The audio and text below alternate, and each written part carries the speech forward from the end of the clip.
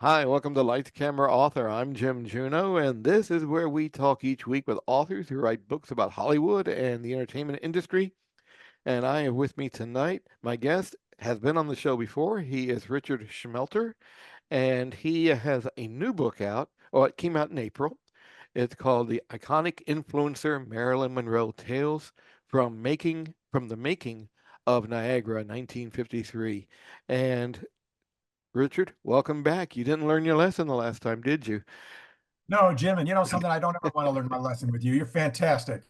Folks, Jim Thank you. is great, and I had such a wonderful time that I had to write another book just to get on your show. That all because of you, Jim. Well, I tell I you owe it this. all to Thank you so much. This book, you. it's the first. It's going to be the first in the series of books, isn't it? And of Yes. course, now Niagara, for people who don't know, it was a film noir back in 1953, starred Marilyn Monroe and Joseph Cotton and Jean Peters and some other people. But those were the big three names, I believe, in the game in the movie. So and but this for you, this is the first. It wasn't her first movie. It was her first starring role, wasn't it? Yes. She was an up and comer since 1946. She was a model, cheesecake model, and did a lot of magazine covers and all, got a contract and did some small parts in a lot of movies. And she did play in some dramas, but she played in the Academy Award winning movie in 1950, All About Eve, but very small part.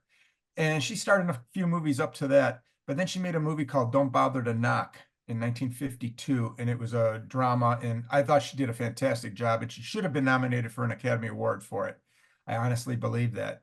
And then Daryl Zanuck, who was in charge of 20th Century Fox, they took a chance with her in this movie Niagara, and they gave her the starring role in it. And most noir movies were black and white, but they put this one in Technicolor because they wanted to make it more like almost like a travel log slash murder mystery, so to say. Yeah. And Maryland just, with the power of Maryland and the power of Niagara Falls, there was two incredible forces that merged together into a fantastic project. And this movie, even though it is a film noir, it does not look like a classic film noir. For those of you who are familiar with it, film noir usually is black and white, usually very harsh contrast with darkness and lights. And of course, it does have some of the basic elements. It's a murder mystery, like you said, and um, and of course, the feel of it is very, very film noir-ish, so to speak.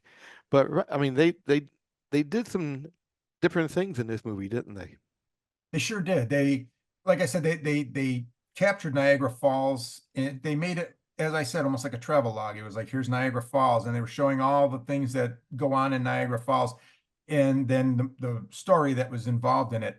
And the interesting thing, though, Jim, is a lot of people don't understand. There's a term that's called, I mean, you can't find it in the dictionary, but it's called Hitchcockian.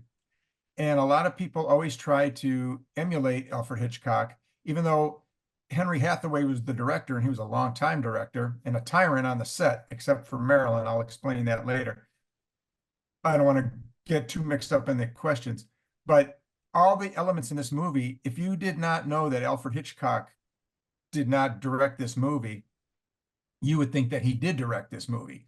Alfred Hitchcock was partial to blondes, of course, Marilyn Monroe, and he enjoyed a lot of the outside filming, the location filming, and that's really prevalent in this movie. Also, again, Niagara Falls and all the different areas in Niagara, all except the cabins that they were in. They built those specifically for the movie, and then they tore them down. But you would swear that it's a Alfred Hitchcock movie, and the suspense, that Alfred Hitchcock always liked a lot of stairs and then there's a stair. I don't want to give away the movie for people that did not see it, but there's a very climactic scene with stairs and a bell tower.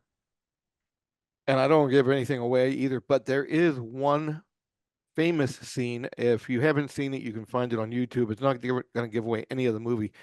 Is what I call a walking scene where Marilyn Monroe is just walking, and I see, is she filmed completely from the back? In Yes, back of her? Yes, I mean it's completely filmed from the rear, so to speak, of Marilyn Monroe, you know. Oh yeah, And she's still one of the best in Hollywood history. but yeah, I mean, it lasts, it goes on for like about a minute and a half, I believe. It was the longest walk in Hollywood history as far as film goes. And they called it the Monroe Wiggle. And she said a funny line. Marilyn was always known for great lines. When she did a nude calendar in 1949, they asked, Marilyn, did you have anything on? She goes, yes, the radio, or Chanel number five. Do you wear anything to bed? She goes, Chanel number five. In this movie, she had to walk on cobblestones. So when you watch this movie, she had to walk on cobblestones with high heels on. So she's walking on this, and she was kind of trying to catch her balance, and her high heels kept knocking into the cobblestones. So it created that wiggle, and it was magic. So it's from an inconvenience becomes a legend. Exactly. Now the movie that no, the movie that she did right prior to this one, was that the one where, oh my gosh, senior moment here. It was a Father to knock. Was no, it? not no, well, I thought she played like the lover of the bad guy. I'll think of it. I'll think of it when I Okay, but yeah. she yeah, she was but I mean she was in, like you say, Bit Rose, and she was still Oh, just I'm a sorry, Jim. I don't mean to interrupt you, but the Asphalt Jungle. asphalt jungle. That's what I'm thinking of. Yes, Yes. uh-huh. Yeah, she played a Thank you. Yeah. she played a kept woman, a younger woman for a older criminal. So Right. And but she like I said, it shows the power that she had. I mean, at this point in her career, she wasn't I don't want to say falling apart emotionally yet or anything like that. She was still at in total control of herself, wasn't she? yes, she did have a lot of self-doubt, and she had to have a drama coach on the set with her, and drove a lot of the directors crazy. She did have some great directors. She had John Huston, Billy Wilder, and of course Henry Hathaway, Howard Hawks, and Otto Preminger. So, she had incredible director behind her. However, she needed this one lady, and she was just a monster. I mean, she was a monster, and when Marilyn would be on the set, she'd be doing her scene, and she would have to look over and see this Natasha Lattès, who was her drama coach, and it drove the directors crazy. And Henry Hathaway was like, I have to tell you, drop this woman, get rid of her. And she didn't, because it was almost like a security blanket for her. He went to the studio head. You got to get rid of her. You got to get rid of her. Well, then Marilyn went to the studio head and said, I want her. And of course, Marilyn won out. So she was around for a while until Marilyn's marriage to Joe DiMaggio, and Joe DiMaggio ended that real fast with Natasha. Yeah, I can imagine that. And the and also the making of this movie itself. When I was reading some of the things about this movie, they wanted it to be a musical, I believe, at the very, very first. They wanted like an Esther Williams type of vibe to it, and Yes, they were thinking about that. They were thinking about that, but then they said, you know what? Again, let's make it a noir. And because everybody associates Niagara Falls, especially at that time, as the honeymoon capital of the world. And it was supposed to be fun and exciting. And all of a sudden, here comes this dark drama on this. And they were afraid that it was going to hurt the tourism in that area. But actually, it was the quite opposite. Everybody was flocking to see where Marilyn Monroe's cabin was. They wanted to spend time in Marilyn Monroe's cabin, and there wasn't one because they tore it all down. You know, they oh man. they constructed it, and then they tore it down after that. So people were naturally kind of bummed out, but everybody wanted to see, where did Marilyn walk? Or even to this day, I've seen a couple of websites when I was doing some research on this book where these people, they went there and they were taking pictures of, let's say, where the famous walk was. And they would show Marilyn's famous walk, and then they would show the street that she walked on, or the bell tower that played a very significant role in this movie. They showed that. And there was just all kinds of Marilyn's power, even to this day, is amazing. Even the dress that she wore, that hot pink dress that she wore, Mhm. even to this day, that dress is still made, and people still cannot get enough of her. And that's why, to use the term Iconic Influencer, which was given to me by a very dear friends of mine, this Janine and Bruce Hallis. They were the ones that told me, influencers are the way to go these days. And I said, wait a minute, influencer, iconic influencer, and they were really there to help me. And it is true because Marilyn is a brand now, and her dress from that movie is still popular. Shoes that she wore, the jewelry, you name it, Marilyn's name is on it. Whether it's wine, everything. It's incredible the power that she has, and it all really started with Niagara. And speaking of that, even Andy Warhol, the artist, used the photo of her, I believe, Mhm. as the model for his famous Marilyn watercolor. Yes, That he, it was the publicity still from Niagara that he um, took. so that's how far this movie reaches is to this day and even throughout time. Um, the amazing thing is that it wasn't supposed to be a Marilyn Monroe vehicle, was it? It was supposed to be like an Ann Baxter movie, I Yes, believe. and Ann Baxter was supposed to play the part, and Ann Baxter won an Academy Award a few years earlier for the movie The Razor's Edge in 1946. So they started to make this movie in 52. So she was just kind of removed from it only 6 years. And she did play a prostitute in that movie. And so, playing a woman of seedy means like Marilyn Monroe's Rose Loomis in Niagara would not have been a stretch for Ann Baxter. So then all of a sudden they were like, you know what? Marilyn's going to come on board. We're going to take you, Ann, and make you Polly Cutler, the role that eventually went to Jean Peters. And Ann Baxter, hey, I'm an Academy Award winner. I'm not playing second fiddle to nobody. And she left. She left the set, and that ended that. And like I said, Jean Peters took over, who wound up marrying Howard Hughes a few years after that. And also I read that James Mason was supposed to be or they wanted him for the Joseph Cotton role, correct? Yeah, because they said nobody played a more tragic character, somebody that had a lot of mental problems and all. Not that he had mental problems in his real life, but he always played great characters that had some kind of twitch to him, so to say. And he would have been perfect, but his daughter stopped him on that by saying, Dad, I'm tired of you, pretty much always getting the shaft in your movies. So he Yes. backed out for the sake of his daughter. I know it. I mean, I was like, Dad, I'm tired of watching you get killed, okay? Yes, yes. Yeah. The now when you first started researching this movie, well, let me ask you this. Let me go back before this. What made you decide to make Marilyn Monroe a subject of this big project of yours? Jim, even before I started to like sex, or I'm sorry, before I started to like, Before you you like mentioned sex, Marilyn with even. that. Wow. Okay. Well, actually, even before I started to like sex, I liked Marilyn, but I didn't know why until a few I was years gonna after. say a lot of people at my age and older really got turned on to sex with Marilyn Monroe. Oh yeah, a little bit of a Freudian slip there. But anyway, but let's do this. Long before I liked sports, I I was watching the movie Some Like It Hot because I was intrigued, trying to get past all that. I was intrigued by sorry folks. I was when I was a kid, I was about maybe 10 or 11 years old. I saw the movie Some Like It Hot was going to come on, and I was enamored by the Roaring Twenties and the gangsters and the shootouts and all this stuff. So I saw the scene for the movie, and they said, "Coming next, Some Like It Hot." And we were by my favorite uncle's house that Saturday night, and everybody was playing cards, and it was like children were seen and not heard. So I was in the living room, and smoke everywhere, cigarette smoke everywhere, and I'm sitting there watching this movie. And all of a sudden, my dad, who wasn't a card player, came in, sat down, and started to watch the movie. And all of a sudden, you see Marilyn Monroe come wiggling out.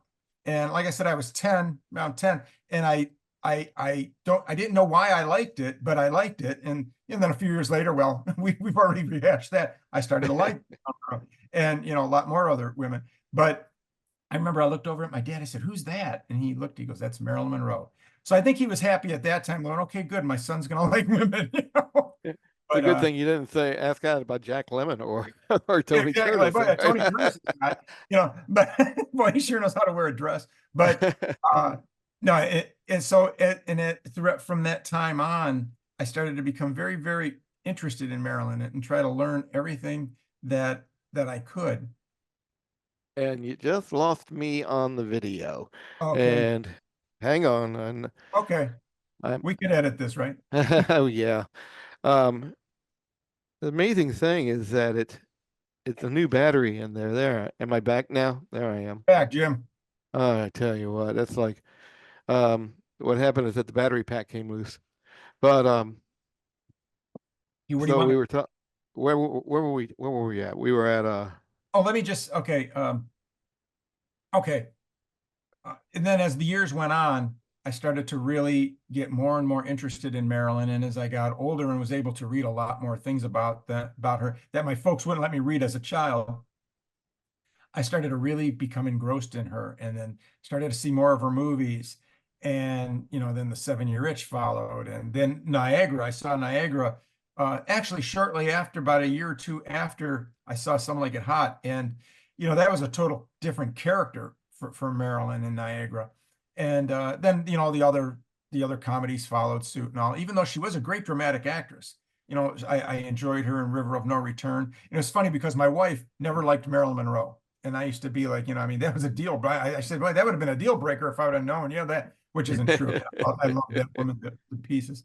But my wife lost a bet. I believe it was on the Browns and the Raiders because my wife's a huge Browns fan. I'm a big Raiders fan. And she lost, which usually most Browns fans do. Again, sorry, people that are Browns out there. Just love me for the book that I did. And anyway, she lost the bet.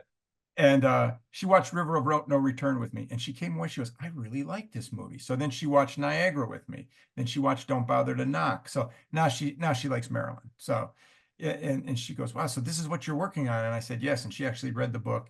She's incredible. She helped read the book for me, and my friend Janine read it.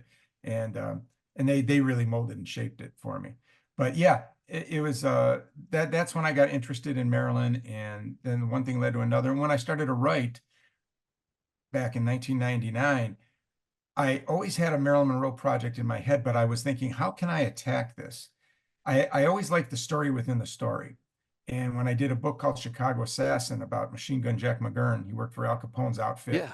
in the Roaring Twenties. You can't do another book on Al Capone because it's been done so many times. So I went into the organization, found an intriguing character, and I did it that way. I did the same thing with Marilyn Monroe, where I said, how can I attack this? And I said, you know what? If we take it and we do a breakdown of her movies and the stories about her movies and make it a guidebook for people that if you're an aficionado, you're going to see a lot of things in the book that you're going to know, but you're going to see a lot of stuff that you don't know. And for a novice, well, it's like an eye-opening experience. So you can either, and as I said, it's like a guidebook to the movie. So you can watch the movie or look at the book, or you could do it simultaneously, whatever, but you can pick up on the things and it will enhance the viewing experience. And I started with Niagara because that was her first groundbreaking movie. I wanted to do Some Like It Hot, and I wanted to do The 7 Year Itch first, but it would be a little too hicky clicky. So I figured, okay, well, you're saying stories that, well, how did this happen? How did this happen? So I wanted to do it chronologically. So now I'm working on Gentlemen Prefer Blondes, and then we'll roll into the other movies after that, leading up to her final role. Yeah, that and what really cemented her was not just this movie, but like you said, Gentlemen Prefer Blondes, and I believe How to Marry a Millionaire was the next one. The next one, So yes, so she had a string of three just massive hits yes, along in for 20th Century 1952. Fox. Yeah. Yes, she was at her zenith at that time. And then, of course, The 7 Year Itch came out with the skirt blowing scene. That was famous. And I would say that's probably the most famous scene in all of Hollywood history. And you look even also as an iconic influencer, you look at um, Gentlemen Prefer Blondes. Madonna redid that song when she did Material Girl. And so many other people have worn her outfits and all, and just to pay homage to her. And that Diamonds Are a Girl's Best Friend is probably one of the top, I'd say maybe the top 10 musical numbers in Hollywood history. And even like I believe it was last year, Kim Kardashian wore the dress that she wore Yes, when she was serenading President Kennedy. yes. You know, almost tore it up. I heard. Yeah.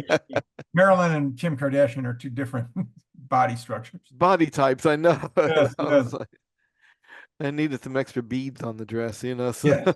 Oh yeah, definitely. But now, which now you're going to be starting on? Have you started on Gentlemen Yes, Prefer Blondes yet?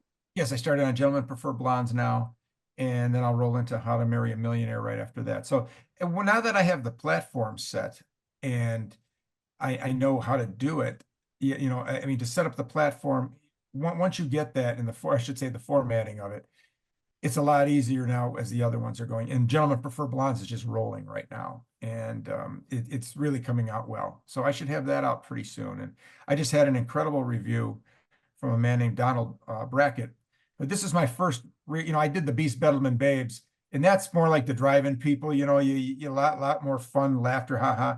But when you're dealing with classic Hollywood, people are a little more serious. So when I dove into this, I dove into, not only doing a book on classic Hollywood, but also on one of the greatest icons of all time, probably the most legendary movie actress of all time. And it was like I was a little nervous, and this Donald Brackett was saying, he goes, "I would like to review your book." And I was like, "Oh, geez." And then I saw his name and I said, your last name is the same as the man who wrote the screenplay, Charles Brackett." He goes, "Yes, he's a distant relative of mine. He was a distant." Oh my God. So right away I started thinking, "Oh my gosh, I'm gonna get torn up." He gave me the most sterling review, and my birthday was last week, and I got that a few days before my birthday, and that was my birthday present because it was like I mean, I was walking on a cloud. I even got a hold of him and said, "Thank you so much," and he goes, "Hey, it was well deserved." He goes, "Your book was fantastic," and that it really sparked me, to say, "Okay, I've arrived." I was able to conquer the sports genre and the prohibition gangster genre, and now I wanted to try to do the Hollywood. And by the way, after being on your show, Beast Bedlam and Babes is doing fantastic in the Kindle books All on it. right. Thank you so much for that. And this book, I feel like I finally arrived with classic Hollywood, and I was glad to take my girl with me, Marilyn. Now, at this movie, when you was doing the research for this movie, what was one thing that caught you off guard? I love asking people this. So when you were doing the research, was there anything that surprised you about it? A few things. I have this great research tool called newspapers.com, and you Mhm. can reach out to any newspapers around the English speaking world. Well, they were on location up in Niagara Falls, so I typed in, Buffalo and Toronto and all these other places, and it came up with some very interesting stories about this. And at the time that they were filming the scene where Marilyn had to identify a body at the morgue, there was actually a man from Detroit that fell into the falls and perished that way. And a loved one had to come in right before the filming to identify that body, and then Marilyn had to come in and film that scene. And also in Buffalo, when the movie came out, they had a life-size cutout of her. Six guys from Buffalo came in, rushed the theater, stole the Marilyn Monroe cutout, and ran off, and they never found it again. Wow. They think it was a college prank, but who knows what they were doing with the cardboard cutout. You can only imagine. And there was a young girl in New Jersey whose name was Marilyn Monroe. And so everybody thought she was just being smart, when she would sign her name and things like this. So it just little intriguing stories that I put into this book. And that probably got me the most. And how her stars, or Joseph Cotton, just loved her and thought she was great, even though, her character was so rotten to his character. But they did very well together. They worked very well. He had nothing but admiration for her. Gene Peters also. Casey Adams, who played Ray Cutler, Gene Peters' character's husband in the movie, he had nothing but admiration. And even Henry Hathaway, the director, who was, as I said, tyrant. I mean, he had everything down to the second on what had to be done and everything. And of course, Marilyn was usually late on the set. She would, always be looking over at her drama coach. She would kind of lose concentration sometimes. He said you couldn't help but love her. So that was all interesting, and how the backstage stuff was just so interesting to me to find that. And then when you watch the movie, you can say, okay, this is when this happened. And that's why I wanted to make it a guidebook, make it like a guidebook about it. And nothing scandalous or anything like that. Just a guide to the movie. Just sit back and relax and enjoy the movie. And One of the things, yeah, one of the things I read also was that they had an issue with the police because they were filming on the Canadian side. If I'm correct me if I'm wrong, they filmed on the Canadian side of the falls, and all the Canadian police and everybody had English accents. and they wanted Hathaway to reshoot them because they felt that it wouldn't appeal to American audiences if they had British accents. Right. Yes. Yes. That is That's true. true. And I think Hathaway told him to get lost, didn't he? I mean, he just said, "I'm Yeah, not going to redo Hathaway. it." Again, Hathaway was not, he would chomp on his cigar and he was tough and he was like, I'm not going to do it.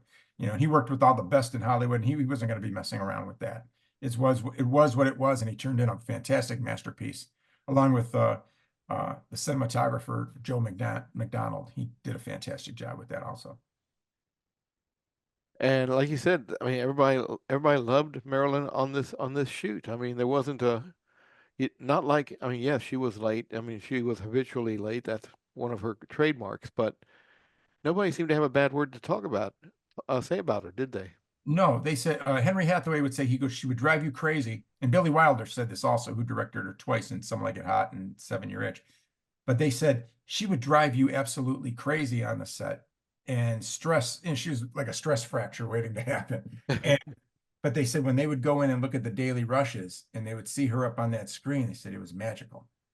And they said, the magic of Marilyn far outweighed the complexity of her personality, her psyche. It far outweighed it. She was just magic on the screen. And to this day, she's been gone, it'll be 62 years, and her 2 years. magic is still just as powerful today as it was. And I really don't think Marilyn will ever fade away. On August 4th, it'll be 62 years. Amazing, Yes, and August this 5th. August 5th, and she would also be 98 this year, I believe, if my Yes. math is Yeah, correct. June 1st, she was not, it was her 98th birthday on June 1st. 98th birthday. It's hard to think of her as being 98, so I Exactly. always think of her being young and blonde and, and always youthful, so, Her but the 1953 to 1955 Maryland. Yes, definitely. yes, exactly. The book is called An Iconic Influencer, Marilyn Monroe, Tales from the Making of Niagara 1953. The author is Richard Shmelter, if I can get the words out tonight. Got it. Richard, I want to thank you again for being on Lights Camera Author again. Jim, thank you. Folks, Jim is great. Unbelievable, unbelievable interviewer. Thank you so much, my friend. I love to call you my friend, man. Good man. Thank you. So much again for having me. And I'm going to start to write even faster now so I can be back on your show again. When is the new book? When is the next one coming out? Real quick. Hopefully, I'm going to try to shoot for September on that. September. Maybe sooner than that because I'm working on my second Beast Babes now also. More beasts, more Great. bedlam, and yes, more babes. So I'm trying to trying to get them out at the same time. Well, we'll hope to have you back then, okay? For I both of can't them. wait, Jim. I Thank can't wait. you. Give me an incentive.